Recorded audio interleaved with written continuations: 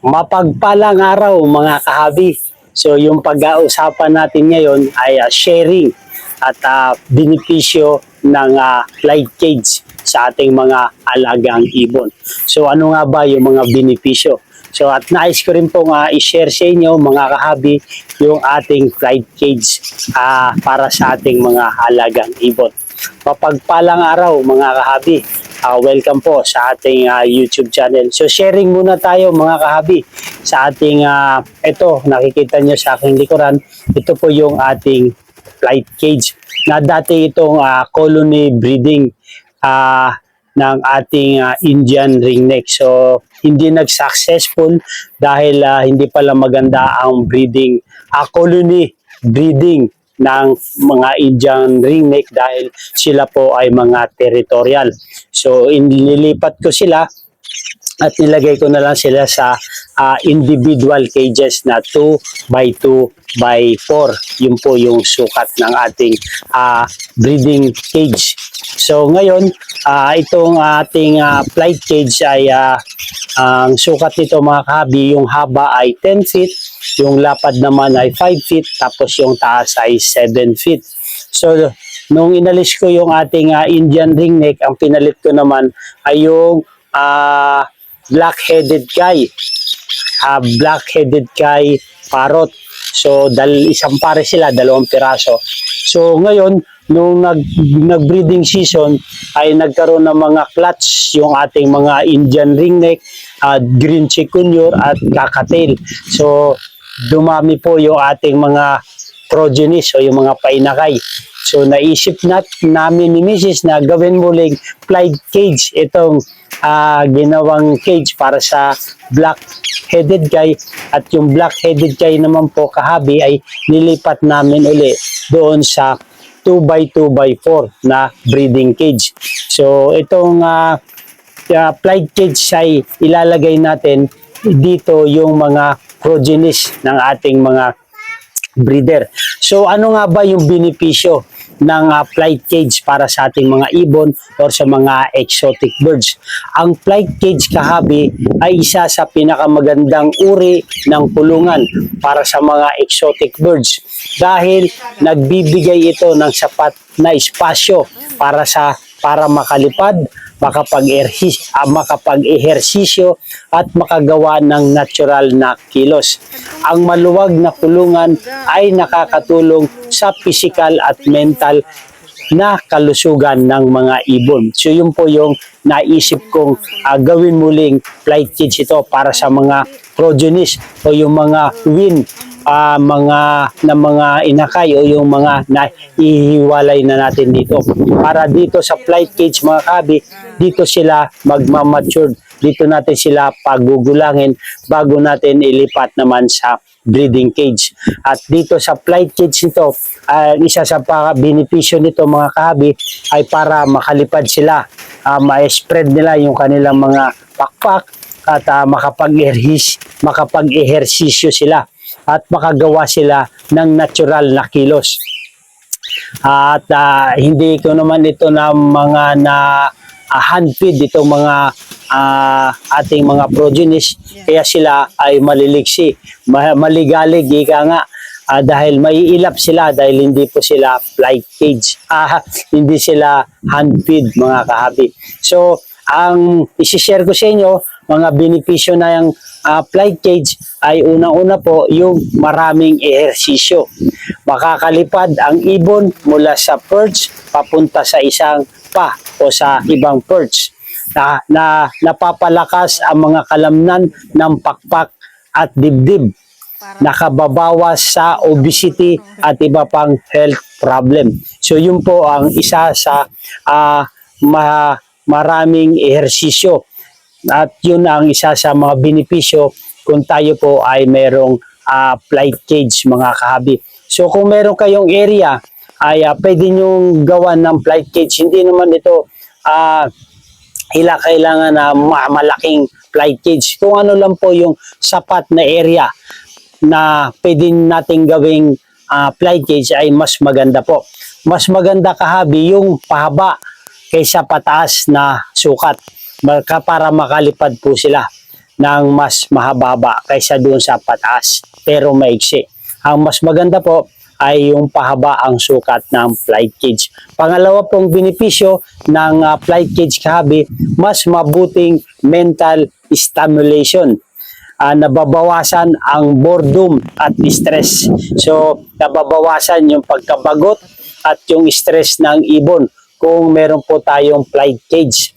Kasi nakakapagbigay na tayo ng mental stimulation. Ika nga, nakakapagbigay tayo ng kanilang mapaglilibangan kung malaki yung kanilang naliliparan. So, hindi sila mababagot at mai stress. Mas kaunti ang posibilidad ng feather plucking, sobrang pagsigaw at iba pang behavior problem. So yung pala ang benepisyo ng mayroon tayong flight cage ay naiiwasan ang feather plucking o yung pagbabawas ng balahibo. Kasi yung ibang mga kahabi, yung mga ibon na pag naboboard sila, na-stress, ay nagbubunot sila ng mga balahibo. Siguro dahil sa stress sila or nababagot, kaya yung balahibo yung kanilang napag-iinitan. At ang iba pa mga kahabi ay yung sobrang pagsigaw. Pag maliit ang cages ay laging pasigaw yung kanilang behavior. So, pangatlo po, mas natural na pag-uugali. So, pag mayroon tayong flight cage, nagagawa nila yung kanilang natural na pag-uugali. Nakakaakyat, nakakalipad, nakakapaglaro, at nakakapag-forage ang ibon tulad ng ginagawa nila sa kalikasan. So, yun. Maganda nga naman pag meron tayong flight cage dahil nagagawa nila yung ginagawa nila kung sila ay natural. Nagkakalkal sila sa lupa, nakakapag-akyat sila sa puno. Maganda kung nabibigyan din natin sila ng mga activity sa loob tulad ng mga perch, ng mga bato, lupa, buhangin para silang natural habitat din doon sa kanilang flight cage. So yung pang-apat po mga kahabi, mas magandang kondisyon para sa breeding cage. Itong flight cage dito mga kahabi ay dito natin hinuhubog sila.